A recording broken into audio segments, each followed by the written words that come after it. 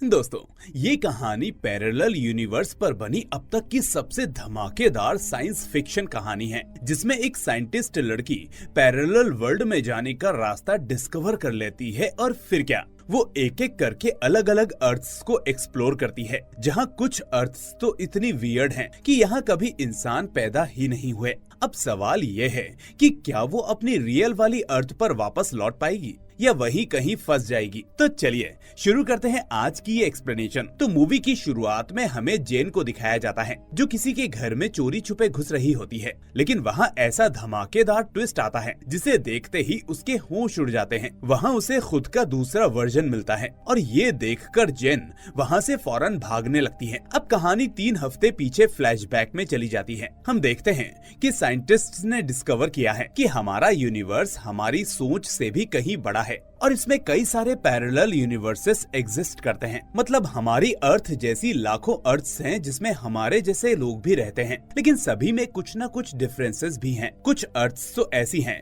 जो पूरी तरह से सुनसान पड़ी हैं, कुछ अर्थ्स तो ऐसी हैं जहां लाइफ ने भी कभी एंट्री नहीं मारी, और कुछ पैरेलल अर्थ्स में तो लाइफ थी, लेकिन वर्ल्ड वॉर के दौरान एटम बॉम्ब्स में सभी का दी एंड हो गया। अब सवाल ये है कि पैरेलल यूनिवर्स को ढूंढे कैसे और वहां जाएं कैसे। ये पजल अभी भी साइंटिस्ट कम्युनिटी के लिए हेडेक बनी हुई होती है। तभी यहाँ हमारी मेन एक्ट्रेस जेन की एंट्री होती है। जेन एक साइंटिस्ट है जो अपने हस्बैंड मैट और 2 बच्चे जैक और समंथा के साथ रहती है। इनकी फैमिली छोटी जरूर है, लेकिन हैप्पीनेस में किसी से कम नहीं। सुबह जेन सबके साथ मजे से ब्रेकफास्ट करके और बच्चों के लिए पैनकेक बनाकर अपनी लैब के लिए निकल जाती है। जेन अपनी टीम के साथ एक ऐसी टेलीपोर्टेशन मशीन पर काम कर रही होती है जो चीजों को एक जगह से दूसरी जगह पर सेकंड्स में भेज सके। उसका असिस्टेंट रेग हरदम उसके साथ ही काम करता है, लेकिन असली टेंशन तो इन्वेस्टर्स का है, क्योंकि इन्वेस्टर्स बार बार एक ही बात बोलते हैं कि जल्दी करो, इतना पैसा डाल दिया है, अब रिजल्ट चाहिए। जेन इन्वेस्टर्स से फोन पर बोलती है,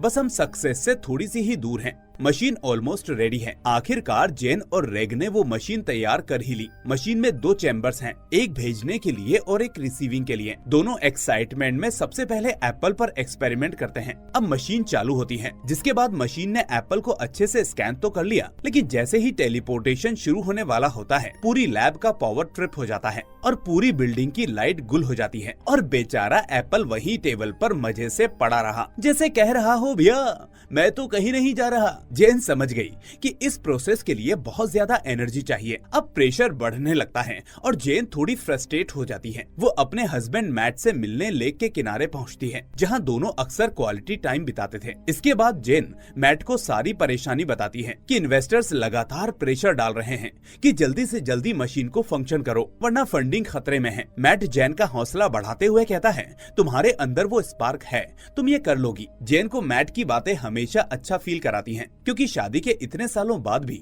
दोनों एक दूसरे से उतना ही प्यार करते हैं जितना पहले करते थे। अगले कुछ दिनों तक जेन और रेग ने एक्सपेरिमेंट्स पर एक्सपेरिमेंट्स किए, लेकिन हर बार सिर्फ डिसअपॉइंटमेंट ही हाथ लगी। लेकिन जेन हार मानने वालों में से नहीं है। तभी एक दिन जेन को अचानक एक वीडियो से आइडिया मिलता है, जिससे वो एनर्जी लेवल को थोड़ा बढ़ा पाए। अगले दिन जेन और रेग पूरे जोश में लैब पहुंचते हैं। इस बार उन्होंने एनर्जी को फुल पावर पर सेट कर दिया था। फिर मशीन को ऑन किया जाता है और अचानक एक जोरदार एनर्जी ब्लास्ट के साथ एप्पल गायब हो जाता है, जिसे देखकर जेन और रेग की खुशी का ठिकाना नहीं रहता। इसके बाद दोनों खुशी से उछल पड़े कि आखिरकार एप्पल चैम्बर से गायब हो गया, लेकिन दूसरे रिसीविंग चैम्बर में वो पहुंचा ही नहीं। अब सवाल ये था कि ये एप्पल गया तो गया कहाँ। जेन और रेग दोनों कंफ्यूजन में पड़ गए, लेकिन खुशी इस बात की थी कि कुछ तो टेलीपोर्ट हुआ, चीजें एक जगह से हट तो रही हैं, बाकी जा कहाँ रही हैं ये भी जल्दी पता चल जाएगा। जेन को पहली बार लगा कि उन्होंने बड़ी कामयाबी हासिल कर ली है। उसने अपना ये ब्रेक थ्रू तुरंत मैट को बताने का प्लान किया। हमेशा की तरह वो लेक के किनारे मैट से मिलने पहुंची, लेकिन अजीब बात तो ये है कि मैट वहाँ नहीं होता। मैट ने आज तक कभी टाइम मिस नहीं किया था। तभी जेन के फोन पर मैट का कॉल आता है। दूसरी तरफ से उसकी लड़खड़ाती आवाज सुनाई दी। मैट बुरी तरह घायल होता है और वो कहता है, शायद मैं अब बच नहीं पाऊंगा, इसलिए बच्चों का ध्यान रखना। ये सुनते ही जेन के होश उड़ जाते हैं और वो बिना वक्त गवाए फुल स्पीड में हाईवे की ओर भागती है। वहाँ पहुंचकर उसे पता चला कि मैट का भयानक एक्सीडेंट हुआ है और वो अब इस दुनिया में नहीं रहा। मैट की मौत ने जेन को अंदर से तोड़कर रख दिया। अगले कुछ दिन उसने ने सिर्फ शराब के सहारे काटे। वो मैट की यादों में ही डूबी रही। उसके बच्चे उसे संभालने की कोशिश करते हैं, लेकिन वो जानते हैं कि उनकी माँ उनके पिता मैट को कितना प्यार करती है। दोनों बच्चों को समझ में आ गया होता है कि उनकी माँ को किसी अपने की जरूरत है। इसीलिए जैक और समंथा ने जेन की छोटी बहन रूथ को बुला लिया ताकि वो कुछ दिन उनके साथ रहे और जेन को इस गहरे गम से बाहर निकालने में मदद कर सके। बच्चे एक दूसरे से बोलते हैं कि अगर कोई मॉम को संभाल सकता है तो वो सिर्फ मासी ही है। जेन मैट को भूलने की लाख कोशिश कर रही होती है, लेकिन वो हर बार उसकी यादों में खो जाती है। तभी उसके दिमाग में एक ब्रिलियंट आइडिया आया। उसने तुरंत अपने असिस्टेंट रेग को फोन किया और कहा, लैब में मिलो, बड़ा तगड़ा आइडिया मिला है। जेन ने रेग को एक्साइटेड होकर बताया कि उसने पुराने एक्सपेरिमेंट के डेटा को चेक किया। उसमें साफ दिखा कि एप्पल रिसीविंग चैम्बर में नहीं पहुंचा था, लेकिन जेन को अंदाजा था कि वो किसी दूसरी पैरेलल अर्थ के चैम्बर में टेलीपोर्ट हुआ होगा। वो लैब पहुंचते ही रेग को समझाने लगती है कि हम गलती से पैरेलल अर्थ से कनेक्ट कर चुके हैं, मतलब जो भी हम भेज रहे हैं वो दूसरी अर्थ में जा रहा है और शायद वहाँ भी कोई हमारे जैसा एक्सपेरिमेंट कर रहा है और अब हमें केवल उनसे दोबारा कनेक्ट करना है। रेग ने हैरानी से पूछा, तो मतलब दूसरी दुनिया में भी हम जैसे लोग हैं? जेन ने चुटकी लेते हुए कहा कि यस, और हो सकता है कि वो लोग एप्पल का जैम बनाकर खा भी चुके हों। अब जेन को ऐसा लगता है कि पैरेलल अर्थ के लोग अभी तक इस मशीन को स्टार्ट नहीं कर पाए हैं। तभी जेन और रेग ने डिसाइड किया कि अपने एनर्जी बूस्ट फॉर्मूला को एक नोट पर लिखकर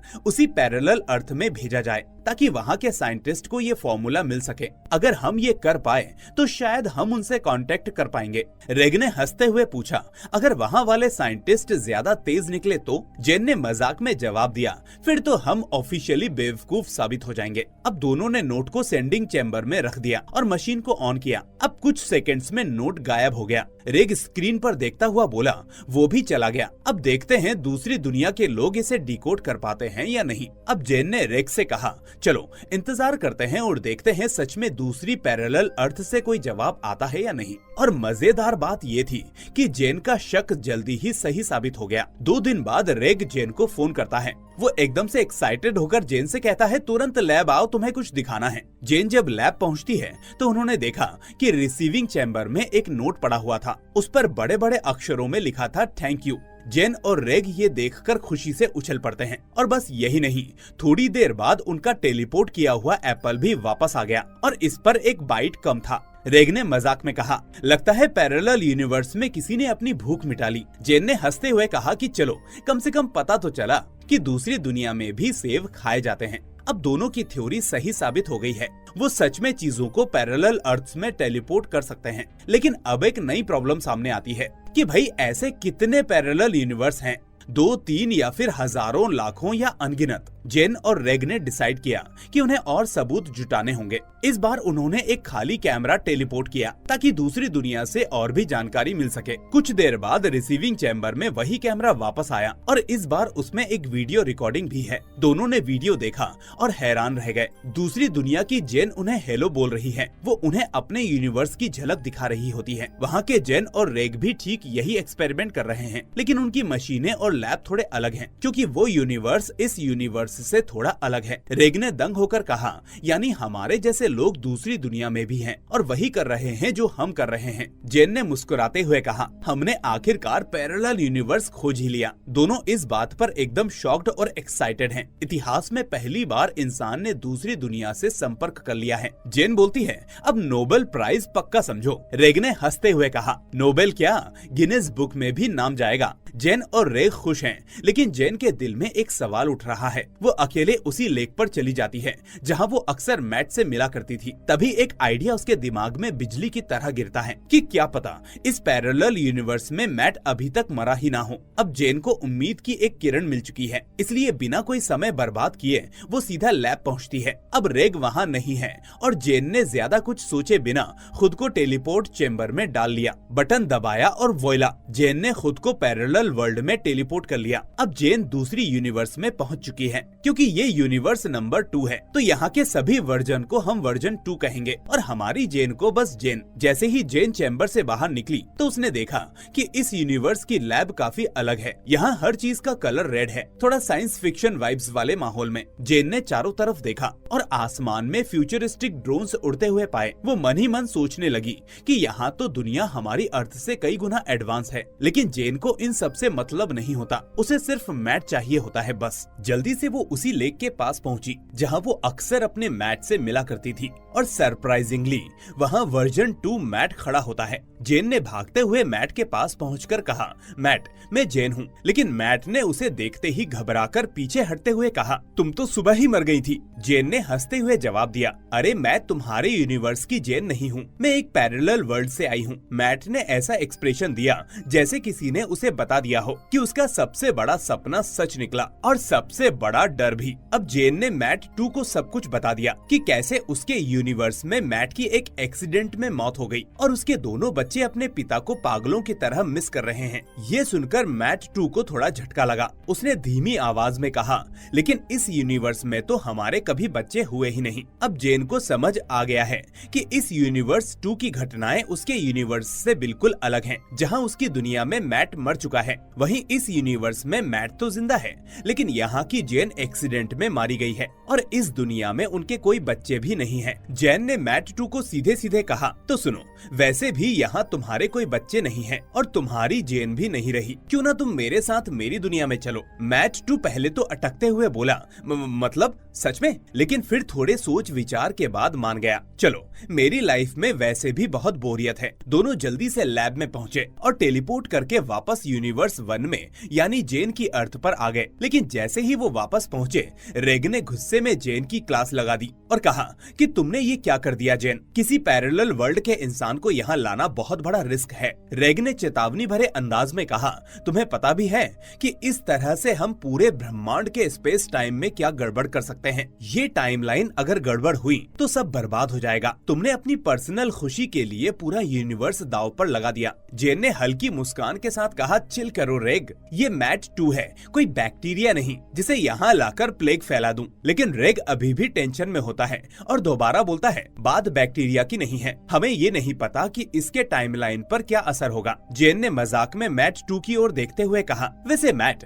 अगर टाइमलाइन बिगड़ भी गई तो कम से कम मेरी लाइफ में तुम वापस तो हो। और मैट 2 ने भी मुस्कुराते हुए कहा, यूनिवर्स बचे या ना बचे, कम से कम अब हम साथ हैं। जेन ने ठंडी सांस लेते हुए कहा, गॉड सेव अस ऑल। जेन ने रेग को समझाते हुए कहा, चिंता मत करो, मैंने ये मशीन बनाई है और मैं धीरे धीरे पैरेलल वर्ल्ड के सारे रूल्स भी सीख जाऊंगी। अब तक सब कुछ अजीब ही चल रहा होता है, लेकिन और अजीब तब हुआ जब मैट 2 उर्फ न्यू मैट रेग को अजीब निगाहों से देखने लगा। रेग ने भी सोचा, ये बंदा मुझे ऐसे क्यों घूर रहा है, लेकिन इसका जवाब जल्दी ही उसे मिलने वाला है। जेन मैट 2 को अपने घर ले गई, जहां उसने अपने दोनों बच्चों से उसे मिलवाया। बच्चे तो खुशी से पागल हो गए और बोले, पापा वापस आ गए। उनके लिए तो ये किसी चमत्कार से कम नहीं है। लेकिन मैट 2 खुद थोड़ा कंफ्यूज है। उसने धीरे से कहा, मेरे तो कभी बच्चे ही नहीं थे। यहाँ से असली परेशानी शुरू हुई। मैट 1 की तो सबको पहले से ही मौत की खबर दे रखी है, तो अब जेन और उसके बच्चों को ये सोचना है कि इस नए मैट के बारे में लोगों को क्या कहानी बताएं।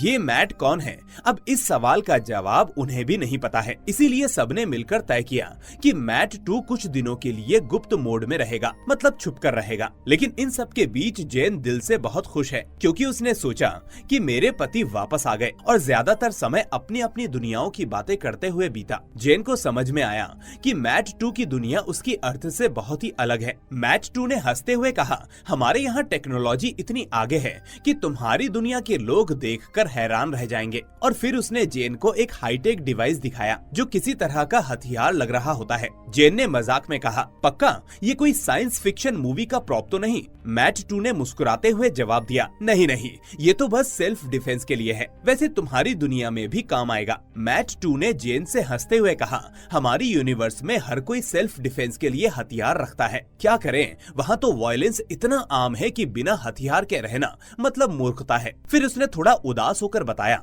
हमारी टेक्नोलॉजी इतनी आगे बढ़ गई है कि उसने पूरी अर्थ का भट्टा बैठा दिया है। तुम्हारी अर्थ तो हमारी अर्थ से कई गुना सुंदर है। जेन ने मुस्कुराकर कहा, अब यहीं रुक जाओ हमेशा के लिए। अगली सुबह मैट 2 थोड़ा आसपास टहल रहा होता है, लेकिन तभी एक पड़ोसी सामने आ गया। उसने मैट 2 को देखते ही चौंक कर कहा, तुम तो मर गए थे, ये क्या चालबाजी है? मतलब तुमने इंश्योरेंस के पैसे ठगने के लिए अपनी मौत का नाटक किया था? मैट 2 ये सुनकर ऑकवर्ड फील करने लगा और धीरे धीरे उसने वहाँ वहाँ से खिसकने की कोशिश की, लेकिन पड़ोसी ने उसे फिर रोका और कहा, देखो मुझे अपना हिस्सा चाहिए वरना सबको बता दूंगा कि तुम जिंदा हो। मैट 2 ने उसे एक बार घूरा, फिर ठंडी आवाज में कहा, चल रुक जरा। अगले ही पल उसने अपना फ्यूचरिस्टिक वेपन निकाला और बिना पलक झपकाए पड़ोसी को वहीं ढेर कर दिया। जेन को जब ये बात पता चलती है तो वो हक्का बक्का रह जाती है और कहती है, ये क्या कर दिया तुमने? मैट 2 ने कंधे उचकाते हुए जवाब दिया, यही तो कहा था मैंने, हमारी अर्थ पर वॉयलेंस आम बात है। वहाँ तो लोग छोटी छोटी बातों पर एक दूसरे की जान ले लेते हैं।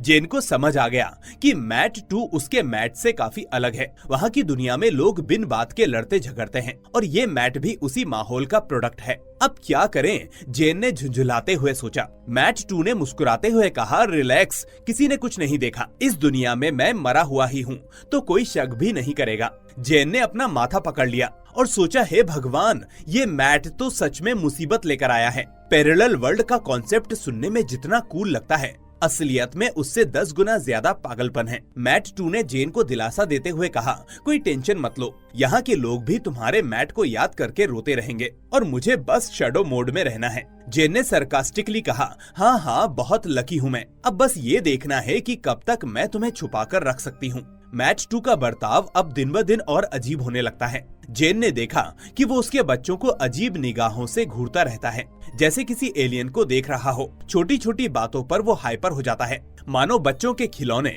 उसके नर्व्स पर खेल रहे हों। एक दिन तो हद ही हो गई। समंथा ने अपनी एक मासूम पेंटिंग बनाई, लेकिन मैट 2 को वो इतनी बुरी लगी कि वो उस पर गुस्से से भड़क उठा। जेन ने बीच बचाव करते हुए कहा, अरे ये सिर्फ बच्ची की पेंटिंग है, कोई मॉडर्न आर्ट नहीं। पर मैट 2 ने गुस्से में बड़बड़ाया, तुम्हारी दुनिया के बच्चे तो बदतमीज भी हैं। जेन को समझ में आ गया कि शायद ये नया मैट 2 अभी किड्स फ्रेंडली नहीं है। उसने ठंडी सांस लेते हुए कहा, लगता है तुम्हें बच्चों की आदत नहीं है। चलो कुछ दिन के लिए इन्हें मेरी बहन रूथ के घर भेज देती हूँ ताकि तुम आराम से एडजस्ट कर सको। मैट 2 ने हामी भरते हुए कहा, हाँ हाँ ले जाओ, पीस चाहिए मुझे। जब जेन बच्चों को रूथ के घर छोड़ने जा रही होती है तभी मैट 2 का फोन आता है। जेन ने कैजुअली बताया, बच्चों को छोड़ने के बाद मैं लैब जा रही हूँ, वहाँ रेग के साथ एक काम करना है। बस इतना सुनते ही मैट 2 बुरी तरह से उखड़ गया और फोन पर ही वो जेन पर चिल्लाने लगा, तुम और वो रेग, तुम दोनों के बीच कुछ चल रहा है ना? तुम मुझे बेवकूफ समझती हो? जेन भुचक्की रह गई। वो सोचती है कि ये मैट तो फुल पागल है। मैट 2 की ये बदतमीजी सुनकर जेन को एहसास हुआ कि ये मैट उसके असली मैट से बिल्कुल अलग है, खतरनाक, अस्थिर और जेलस साइको वाइब्स वाला। वो गुस्से में लैब पहुंची और रेग से कहा, मुझसे बहुत बड़ी गलती हो गई है, मुझे दूसरे यूनिवर्स से मैट 2 को यहाँ लाना ही नहीं चाहिए था। ये बहुत डेंजरस है और मुझे शक है कि इसके इरादे सही नहीं है। रेग ने आईब्रोज चढ़ाते हुए पूछा, तो अब क्या करोगी? जेन ने ठानते हुए रेग से कहा कि मुझे वापस उसी यूनिवर्स में जाना होगा और इस मैट 2 की असलियत जाननी होगी। ये गेम अब और लंबा नहीं खींच सकती। रेग ने सिर हिलाया और कहा, कूल, बस उम्मीद करो ये साइको मैट तुम्हें वापस आने का टाइम दे। जेन ने गहरी सांस ली और सोचा, पैरेलल वर्ल्ड का आइडिया सुनने में जितना कूल था उससे 10 गुना ज्यादा हेडेक निकला। अब जेन बिना देरी किए फिर से उसी दूसरी अर्थ में टेलीपोर्ट हो जाती है, जहाँ वो सीधा पहुँचती है मैट 2 के घर और वहाँ जो सीन देखती है वो उसके होश उड़ा देते हैं। पूरे घर का माहौल किसी हॉरर फिल्म से कम नहीं होता है। दर्दनाक सन्नाटा और दीवारों पर अजीब अजीब चीजें टंगी हुई हैं। और तभी जेन की नजर पड़ी जेन 2 यानी उस यूनिवर्स की जेन पर, जिसकी लाश फर्श पर पड़ी हुई है। वो सोचती है, हे भगवान, इस पागल ने अपनी जेन को ही मार दिया। अब जेन को एहसास होता है कि उसने गलती से अपने यूनिवर्स में एक साइको मर्डरर को ले गई है। इस बीच मैट 2 जो अब ओरिजिनल यूनिवर्स यानी जेन के यूनिवर्स में है, वो लैब पहुंचता है और सीधा रेग से पूछता है कि जेन कहाँ गई। रेग बेचारा हिचकिचाते हुए बताता है कि जेन उसी की असलियत जानने के लिए उसके यूनिवर्स 2 में चली गई है। मैट 2 के चेहरे पर एक खतरनाक मुस्कान आ जाती है और वो साइको मोड में आकर रिसीविंग चैम्बर को तोड़ देता है और कहता है कि अब देखता हूँ कि वापस कैसे आती है। फिर बिना किसी इमोशंस के रेग को भी ठिकाने लगा देता है। दूसरी ओर यूनिवर्स में फंसी जेन को समझ में आता है कि अब उसका वापसी का रास्ता बंद हो चुका है। वो बार बार खुद को टेलीपोर्ट करने की कोशिश करती है, लेकिन हर बार टेलीपोर्टेशन फेल्ड का मैसेज जैसे स्क्रीन पर चमकता रहता है। कुल मिलाकर अब वो फंसी रह गई है। तभी इस अर्थ का रेग 2 वहाँ आता है और परेशान होकर जेन से पूछता है कि तुम कहाँ थी इतने दिनों से? मैं पागल हो गया था तुम्हें फोन करते करते। जेन को शक होने लगता है, मगर असली ट्विस्ट तो अब आने वाला होता है। रेग 2 धीरे धीरे जेन के करीब आने लगा। तभी उसे एक भयानक सच का पता चला कि इस अर्थ में यहाँ की जेन 2 और रेग 2 के बीच अफेयर चल रहा था। जेन ने मन में ही सोचा, अरे बाप रे, ये तो पूरा पैरेलल अर्थ अलग है। अब वो खुद को एक थप्पड़ मारकर यकीन दिलाना चाहती है कि ये सपना नहीं है। वो सोचते हुए मन ही मन बोलती है कि मुझे यहाँ से किसी भी हाल में निकलना होगा, वरना ये पागलपंती मुझे भी खा जाएगी। यूनिवर्स तो पैरेलल है, मगर इस कहानी के ट्विस्ट ने मल्टीवर्स के भी होश उड़ा दिए हैं। असल कहानी अब खुलती है। दरअसल मैट 2 यानी दूसरी यूनिवर्स वाले मैट को पता चल गया था कि उसकी जेन 2 का रेग 2 से चक्कर चल रहा था, और इसी शक के चलते उसने जेन 2 को ही ठिकाने लगा दिया। अब ये जानकर हमारी यूनिवर्स 1 वाली जेन का दिमाग झंझना गया। उसे समझ में आया कि जिस मैट 2 को वो अपने यूनिवर्स में ले गई है, उसे लगता है कि यहाँ की जेन भी यहाँ के रेग से अफेयर कर रही है। इसीलिए जब मैट 2 ने रेग का नाम फोन पर सुना तो तमतमाकर गालियां देने लगा, और अब आखिरकार उसने रेग को भी ठिकाने लगा दिया। और ये सब असली जेन को अब तक पता भी नहीं था। जेन अपने आप से कहती है, बाप रे, मुझे तो अब इस साइको से अपने बच्चों को बचाना होगा। जेन फौरन रेग 2 यानी दूसरे यूनिवर्स के रेग के साथ मशीन को फिर से चालू करती है ताकि वो अपने असली यूनिवर्स में लौट सके। लेकिन जैसे ही जेन और रेग 2 टेलीपोर्ट होते हैं तो कुछ गड़बड़ हो जाती है। दोनों गलती से किसी तीसरे यूनिवर्स में पहुंच जाते हैं। अब जेन के होश उड़ गए और उसे समझ में आया कि ये ना तो उसका यूनिवर्स 1 है और ना ही रेग 2 का यूनिवर्स 2। दोनों भागते भागते जेन के घर पहुंचते हैं ताकि मैट 2 के चंगुल से जेन के बच्चों को बचा सके। लेकिन वहां पहुंचकर जेन का दिमाग सुन्न हो जाता है, क्योंकि वहां पहले से ही एक और जेन मौजूद थी, जेन 3 यानी तीसरे यूनिवर्स की जेन, जिसे देखकर वो रेग 2 से बोलती है, अरे बाप रे, ये मल्टीवर्स का गेम तो और भी ज्यादा उल्टा पुल्टा है। अब रेग 2 और जेन को समझ में आता है कि वो तीसरे यूनिवर्स में अटक चुके हैं और ये यूनिवर्स उन दोनों में से किसी के भी यूनिवर्स से मेल नहीं खाती। जेन घबराते हुए रेग 2 से कहती है, ये हिल यूनिवर्स है, यहाँ के लोग और घटनाएं हमारी दुनिया से बिल्कुल अलग हैं। दोनों किसी तरह फिर से लैब की ओर दौड़ते हैं, जहाँ जेन सब कुछ साफ साफ रेग 2 को समझाती है कि तुम्हारे यूनिवर्स की जेन 2 को मैट 2 ने मार डाला, क्योंकि उसे तुम दोनों के अफेयर के बारे में पता चल गया था, और अब वो मेरे असली यूनिवर्स में जाकर मेरे बच्चों को भी मारना चाहता है। इसीलिए मुझे अपने यूनिवर्स में जाकर अपने बच्चों को मैट 2 से बचाना है। अब जेन और रेग 2 के सामने सबसे बड़ा सवाल था कि अब वापस कैसे जाएं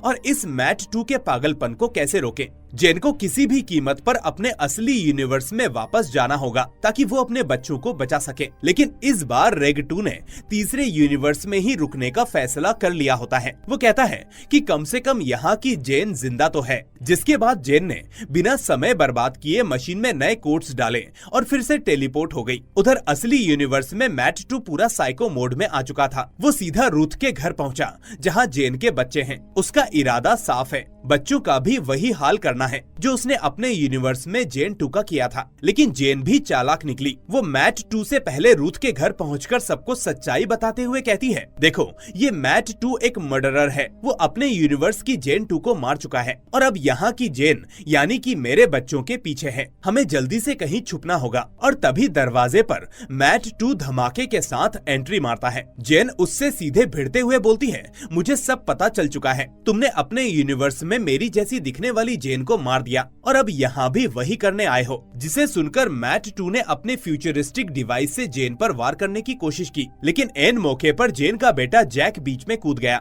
जैक ने मैट 2 पर ऐसा जोरदार हमला किया कि वो वहीं धड़ाम से बेहोश हो गया। अब सवाल ये था कि मैट 2 के साथ क्या किया जाए। पुलिस को बुलाना कोई ऑप्शन नहीं था, क्योंकि वो पुलिस को क्या बताएंगे कि ये बंदा दूसरे यूनिवर्स से आया है और पहले से मरा हुआ भी है। सभी लोग कंफ्यूज होते हैं। लेकिन तभी जेन को आइडिया आता है कि क्यों ना मैट 2 को बांधकर बेहोशी की हालत में किसी और दूसरे यूनिवर्स में भेज दिया जाए, जहां सब कुछ पहले से ही तबाह हो चुका हो। वो ऐसा ही करती है, जिसके बाद सभी चैन की सांस लेते हैं और जेन थकी सी मुस्कान के साथ कहती है कि चलो, एक पागल से तो पीछा छूटा, लेकिन तभी ट्विस्ट यहीं खत्म नहीं होता। मैट 2 को जब होश आता है तो वो खुद को चौथे यूनिवर्स में पाता है। अब मैट 2 को आखिरकार उसके कर्मों की सजा मिल चुकी है। वो जिस कमरे में बंद था उससे किसी तरह बाहर तो निकल आया, लेकिन जल्द ही उसे एहसास हुआ कि ये कोई मेज यूनिवर्स है, एक ऐसी भूल भुलैया जहाँ कोई इंसान जिंदा नहीं है। ऊपर से यहाँ का वातावरण इतना एक्सट्रीम है कि अगर कोई जिंदा होता भी